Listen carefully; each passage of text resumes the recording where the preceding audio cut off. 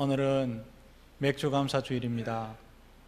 1년에 절기가 돌아와서 맥주감사주일이다 이렇게 지키는 것이 아니라 우리의 감사신앙이 어떤지 돌아보는 절기인 줄로 믿습니다. 과연요, 감사하는 신앙은 삶의 질이 달라집니다. 감사하는 마음이 있느냐 없느냐에 따라서 삶의 질이 달라질 뿐만 아니라 신앙의 질도 달라집니다. 수준 높은 삶과 수준 높은 신앙을 간직하기 위해서는 감사해야 된다는 사실을 간직하시기를 주님의 이름으로 축복합니다. 과연요, 매사에 고마운 마음, 참 고맙다, 너무너무 감사하다, 이 마음을 느끼고 살면요, 사고가 긍정적으로 바뀌지요. 사고가 긍정적으로 바뀌고 풍성한 삶을 꿈꾸고 그렇게 바뀌면요, 삶도 따라서 풍성하게 된다는 사실도 알아야 합니다. 그리고 또한 긍정적인 사고를 갖게 되면요, 대인관계가 그 사람이 원만해지게 됩니다. 하나님이 주시는 축복의 방편이 많지요. 그 축복의 방편 중에 참 중요한 것이 인간관계를 통해서 주는 축복, 행복, 성령의 열매, 이것을 무시해서는 안 되지요. 감사하는 사람 얼굴이 밉게 보입니까? 사랑스럽게 보입니까? 사랑스럽게 보이죠. 감사하는 사람, 밉다는 사람은요, 그 사람이 좀 정신이 이상한 사람입니다. 무슨 이야기를 해도 집사님 고마워요, 장로님 감사합니다, 목사님 고맙습니다, 말만 해도 감사하고 말만 하면 고맙다는 사람요, 사랑스럽지요. 그렇게 사랑을 받아가고 사람에게 고임이 되면요, 인간관계가 넓어지고 무슨 일이 있으면 그 사람 생각나게 되고 살 길이 열리게 되고 삶이 풍성하게 되는, 그것은요, 당연한 사실이지요. 근데 반대로 고마운 마음, 고마움을 느끼는 마음, 감사하는 말이 깡말라버리고 메마르면요, 그 사람은요, 성향이 상당히 반항적이 됩니다. 건드리면요, 탁 튀고요, 무섭습니다. 틀림없이 보십시오. 앉아서 감사하는 말보다는 불평을 먼저 털어놓는 사람, 불만을 먼저 털어놓는 사람, 그 사람은 성향이 공격적입니다. 감사하지 않는 사람, 감사가 메마른 사람, 말도요, 공격적입니다. 공격적인 말과 행동을 하는 사람, 사람에게 사랑을 받을 수 있습니까? 없지요. 그러니까요, 인간관계가 메마르는 거죠. 인간관계가 메마른다는 것은 이제는 이 땅에서 장사 다 했다 이 말입니다. 사랑을 못 받죠. 그러니까요, 생각이 또 악순환되는 거죠. 부정적인 사고, 불평, 불만, 메마른 인간관계, 사랑을 못 받는 왕따, 그런 사람은요, 성질이 너무나 괴팍하기 때문에 왕따가 되는데도요, 자기가 왕따가 되는지 몰라요. 그게 불쌍한 거죠. 이게 다 감사하는 마음, 고마움을 느끼는 감정에서 생기는 겁니다. 따라서 감사하는 마음과 태도는 그 사람의 인격, 품격을 좌우하고 그 사람의 신앙 상태를 말해준다는 사실을 우리는 분명히 알아야 할 것입니다. 감사함으로 말미암아 고고한 인격과 질 높은 신앙을 간직하시기를 주님의 크신 이름으로 축복합니다. 근데 문제는요, 실제로 감사한 마음으로 산다는 것이 쉽지 않죠. 매번 추수감사절만 돌아오면, 또한 맥주감사절만 돌아오면 우리가 감사하며 살아야 되겠다, 내가 감사가 부족했구나 돌아보는데요, 이게 얼마나 갑니까? 다음 주까지 갑니다. 그리고 2주 넘어가면요, 또 불평이 생기고요, 불만이 생기고, 아니다 이거 하나님 너무한 거 아닙니까? 나를 안 봐주십니까? 또 불평으로 돌아간다는 거지요. 이게 문제입니다. 서양 격언에 이런 말이 있습니다. 제일 가르치기 어려운 수학 문제는 받은 축복을 세어보게 만드는 것이다, 이런 격언이 있습니다. 수학 문제, 저는 수학을 못하기 때문에 수학 잘하는 사람 참 부러워하거든요. 수학 문제 중에 미분도 있고 적분도 있고 많은데요, 가장 어려운 수학 문제, 그거는요, 미분도 아니고 적분도 아니고요, 받은 축복 돌아보고 세어봐라, 세어보게 하는 것이 가장 어렵답니다. 서양 격언이지요. 얼마나 축복하기 어려웠으면 이런 말이 나왔을까요? 감사하는 마음으로 살지 못하는 이유가 무엇입니까? 많겠지요. 그런데 분명한 사실은요, 감사할 조건이 없기 때문에 감사하지 못한다, 이것은 없습니다. 감사할 조건이 없기 때문에 감사하지 못하는 것이 아니라 감사를 깨달을 수 있는 능력이 없기 때문에 감사하지 못하는 거지요. 그래서 감사하며 산다는 것은요, 깨달음의 문제입니다. 아무리 복을 많이 받아도 깨닫지 못하는 사람은요, 감사할 게 눈에 안 보입니다. 아무리 감사할 것이 없고 감사할 조건이 없어도요, 깨달음이 있는 사람은 감사할 것이 천지지요. 사실 우리가 깨닫지 못해서 그렇지 감사할 것이 얼마나 많이 널려 있는지 모릅니다. 아침에 일어나서 눈을 뜨자마자 내 눈에 뭔가 보이기 시작한다. 여러분, 이거 엄청난 은혜고 축복인 줄 믿으시기 바랍니다. 눈에 안 봐야 눈에 보는 것이 그것이 상당히 감사했구나, 그걸 깨닫는 거죠. 별 신경 안 써도 귀만 기울이면 내 귀로 자연스럽게 들리게 된다. 이게 얼마나 감사한 일인 줄 아십니까? 입이 열려 있기 때문에, 혓바닥이 돌아가기 때문에 내가 말할 수 있다. 그리고 내가 건강하기 때문에 내가 가고 싶은 대로 내 발이 움직여주고 내 발걸음이 차는 없지만 걸어갈 수 있다. 엄청난 감사입니다.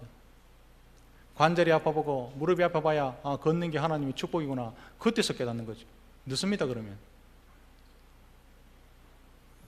이것이 얼마나 감사한 일인지 모르는데요, 이 감사한지 깨닫는 사람 별로 없습니다. 참 적습니다. 눈을 뜨고 삼라만상을 바라볼 수 있고, 귀를 기울여 새소리를 들을 수 있고, 입을 열어 찬송할 수 있고, 발로 걸어서 내 마음대로 갈 수 있다. 이거요, 병원에 가서 신방 한번 해보면 감사한 줄 압니다. 우리 교회도 있잖아요. 내가 참 사랑하는 권사님 병원에 있습니다.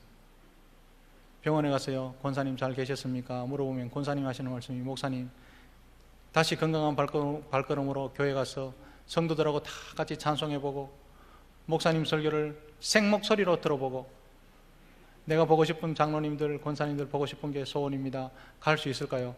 보이긴 해요. 가기는 힘든 것 같아요. 그래도 제가 목사이기 때문에 갈 수 있죠. 권사님 갈 수 있습니다. 용기가 부족해서 그렇지 갈 수 있습니다. 위로는 해주지만요, 병원에 들어앉아 있어 보니까 걸어 다니는 것이 얼마나 감사한지, 말할 수 있는 것이 얼마나 감사한지, 귀를 기울여 들을 수 있는 것이 얼마나 감사한지, 그때요 감사한 줄 알았답니다. 듣고 말하고 다닐 수 있다는 것을 감사하시기를 바랍니다. 이거 감사하는 사람 참 적지요. 왜 적습니까? 가지고 있는 것은 당연하게 생각해요. 남들 다 걸어 다니니까 나도 걸어 다니고, 남들 다 보니까 나도 걷고, 남들 다 들으니까 나도 듣고, 당연하다. 이거는요 교만에서 시작하잖아요. 그러고 난 뒤에 남들과 비교해서 없는 것, 그게 불평의 대상입니다. 남과 비교하니까 하나님, 나는 이제저보다 예수를 더 잘 믿는데 왜 나는 없습니까? 나는 가난합니까? 비교하다 보면요 부러워지고 욕심이 생기고 불평하기 마련입니다. 그런데 성경에 보면요, 말세가 되면 그럴 일이 있을 거라고 예언해 놨습니다. 디모데후서 3장 1절 2절 말씀에 보면요, 말세에 일어날 시대적 현상들에 대해서 이렇게 말씀합니다. 너는 이것을 알라.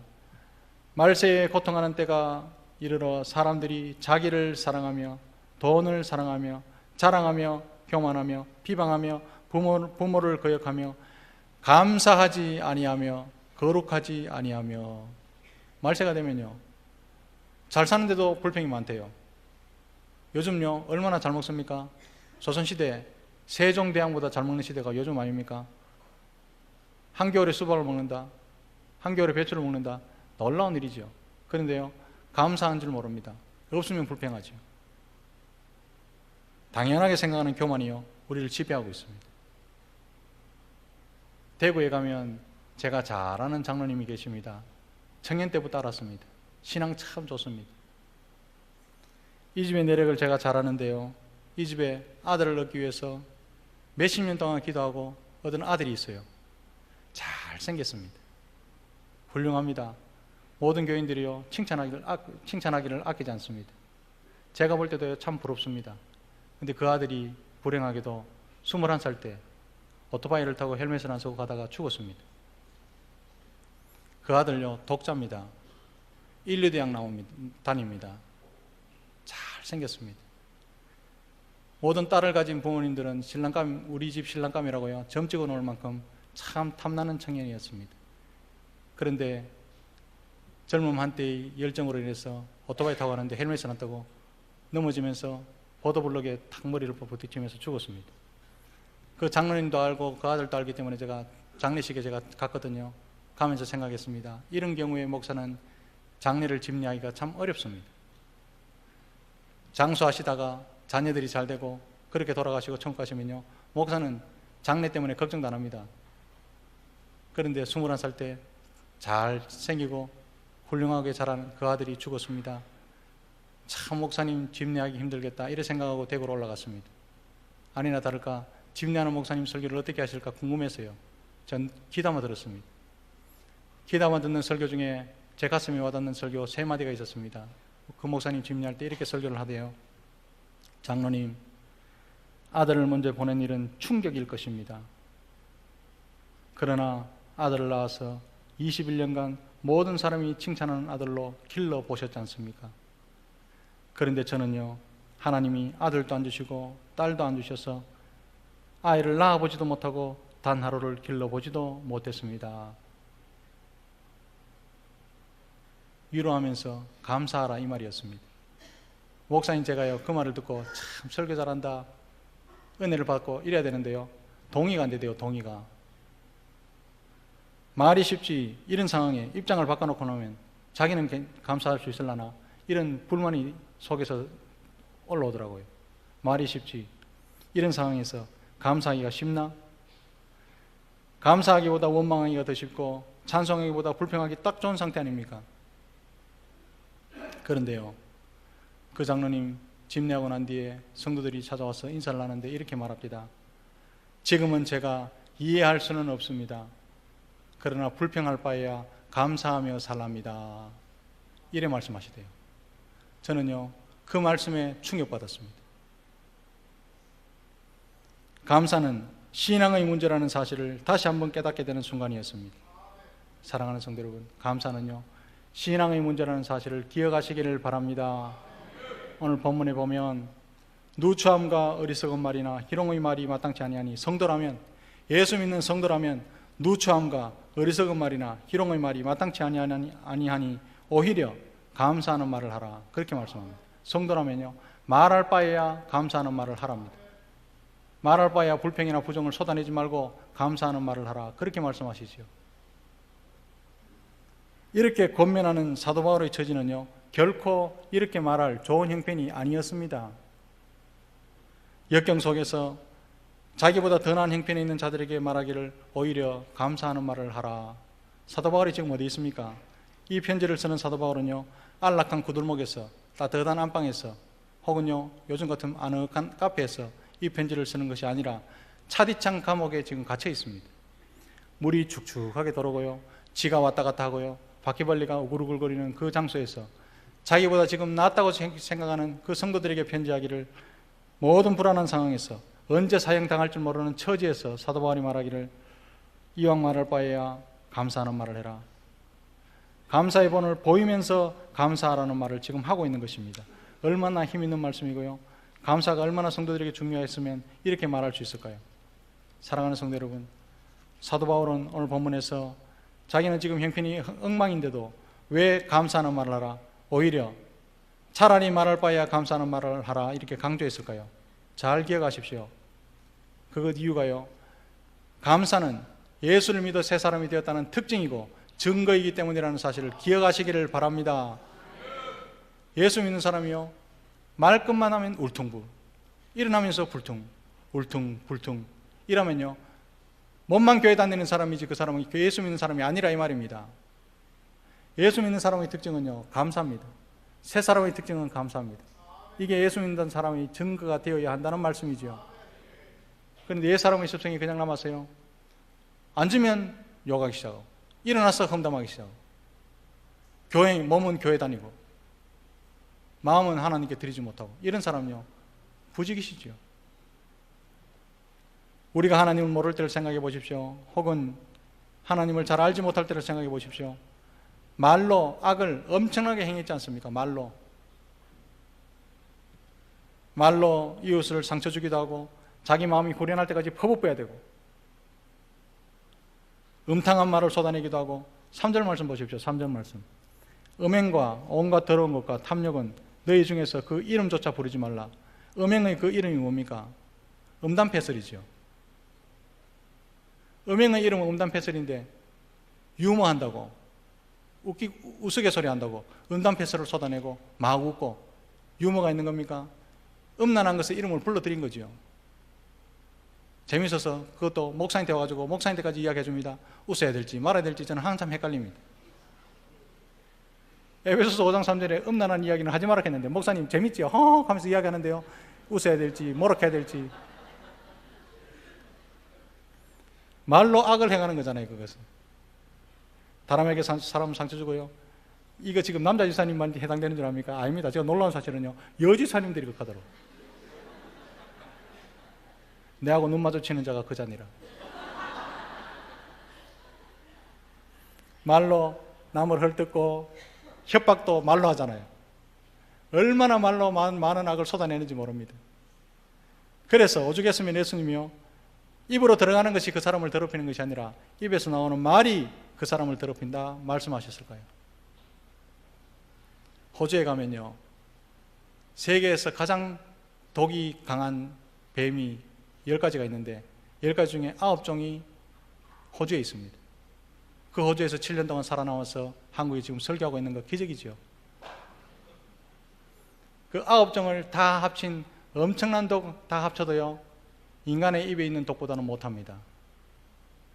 사랑하는 성도 여러분, 세상에서 인간의 입에서 가장 강한 독이 있다는 사실을 기억하시기를 바랍니다. 인간의 입에요, 가장 독한 독이 있어요. 인간의 말이죠, 말. 인간의 말, 걸러지지 않는 말은요, 자기 자신을 썩게 만들어요. 뱀독이 썩게 만들잖아요. 그런데 몸만 썩게 만듭니까? 정신도 썩게 만들고 영혼까지 병들게 만들어요. 이 독이 얼마나 강했으면. 듣는 사람의 정신과 영혼도 썩게 만듭니다. 자신의 감정을 절제하지 못하고 쏟아낼 때, 말 정리 안 하고 막 쏟아낼 때, 이 독은요, 여과 없이 쫙 퍼져버립니다. 그 말을 듣는 사람은 눈이 멀기도 합니다. 눈이 먼다는 것은요, 영적 분별력을 상실하는 거죠. 듣지 말아야 될 말을 들어가지고 하지 말아야 될 말을 하는 소리를 들어서 이성을 잃어버리면요, 분별력을 잃어버립니다. 거기 눈이 머는 거죠. 그리고요,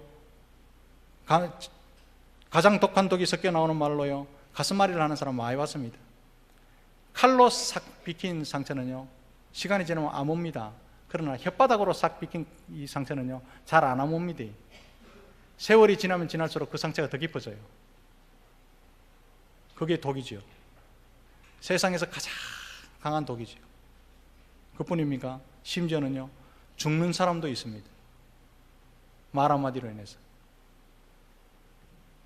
그래서 예수 믿는 사람은 자신의 말 속에 있는 독을 제거해야 될 줄로 믿습니다. 이게요, 예수 믿는 사람의 증거입니다. 하고 싶은 말을 다 한다고 다 하고 사는 것이 어떻게 예수 믿는 사람이라 할 수 있습니까? 절제가요, 말의 절제, 감정의 절제죠. 그다지 중요하지 않는 말, 해도 되고 안 해도 되는 말이면요, 침묵하는 것이 훨씬 낫다는 사실을 기억하시기를 바랍니다. 이거 해야 될지 말아야 될지 모르겠는데 이런 말 시작하잖아요. 듣지도 말고 하지도 마십시오. 중들은, 불교에는요, 무건수행이라고도 있습니다.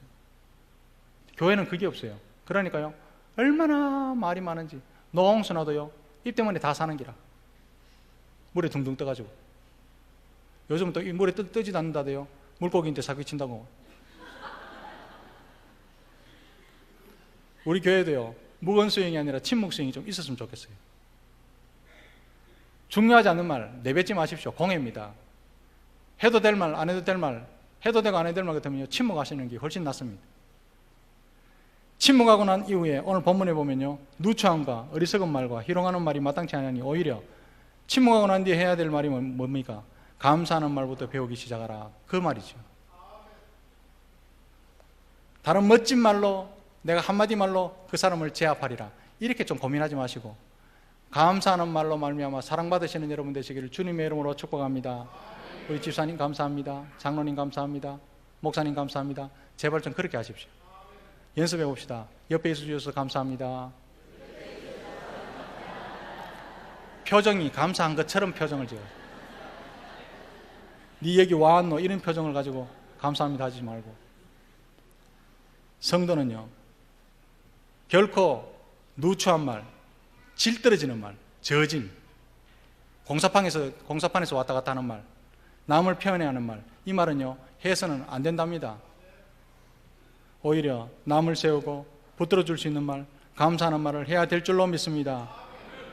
뭐 군기 잡는다고 똑바로 서 차려 열중시켜 이렇게 말하는 한심한 해프닝도 이 교회에서 많이 일어나는데요, 그 일도 저질입니다. 사랑하는 성도 여러분, 오늘은 맥주 감사 주일입니다. 지난 6개월을 감사로 정리하는 주일이지요. 사랑하는 성도 여러분, 감사는 하나님의 은혜로 구원받은 자의 마땅한 반응이라는 사실을 기억하시기를 바랍니다. 신앙이 견고한 사람의 공통점이 뭔지 아십니까? 감사합니다, 고맙습니다, 이 말이요 생활화됐어요. 습관이 됐습니다. 습관이. 여러분, 감사합니다, 고맙습니다, 이 말이 습관화되어 있습니까? 아니면 불평불만, 에이 잘못됐다, 에이 치 아프라, 이런 말이 습관화되어 있습니다. 감사합니다, 고맙습니다, 이 말을 습관화하시는 여러분 되시기를 주님의 이름으로 축복합니다. 오늘 맥주 감사 주니까 다시 한번 결단하지요. 뭐라 했습니까? 다음 주까지 간다 했잖아요. 1년에 한 번도 안 빠지고 10번 이상 감사하면 여러분 삶에 기적이 일어날 줄로 믿습니다. 그 정도로요, 하나님은 감사하는 걸 좋아하십니다. 사소한 것이라도 고맙게 여기는 마음이 신앙이고 겸손인 줄 믿으시기 바랍니다. 하나님께 감사하는 사람은 늘 기쁘게 살아갑니다. 감사가 없으면 기쁨도 없어요. 기쁨이 없는 신앙생활은 영적으로 병든 상태입니다. 오늘 본문에 오히려 감사하는 말을 하라 그렇게 말씀하는데요, 어떻게 감사를 표현할 수 있을까요? 첫 번째는 문자 그대로 말로 표현합니다. 감사합니다, 고맙습니다. 더 나아가서는요, 사도행전 16장에 보면 감옥에 갇혔어도 그 밤중에 찬송을 했던 바울과 실라처럼 찬송으로 감사를 표현할 수 있습니다. 그리고 중요한 것은요, 성도라면 말로뿐만 아니라 삶으로 표현해야 될 줄로 믿습니다. 가장 시작은요, 인상이죠. 인상. 여러분, 언어는 말로 표현한다고 생각하는데 말은 100%라면요 눈으로 표현하는 것도 80% 됩니다. 인상을 좀 온화하게 가지십시오. 강단을 쳐다보도 사랑의 마음으로 그렇게 쳐다보면 되는데 고개만 돌리면 쳐다볼 수 있는데 째려봐요. 제가 입으로는 감사한데요, 눈으로 말해볼게요. 권사님한테 감사합니다. 이게 감사합니까? 살벌입니까? 이렇게 하는 사람이 있다니까요. 눈으로 말하십시오. 눈으로. 감사합니다, 권사님. 감사합니다, 권사님. 이러지 말고. 순종과 헌신, 기쁨과 하나님으로 인한 즐거움으로 그렇게 삶으로 말할 수 있는 것이 감사여야 합니다.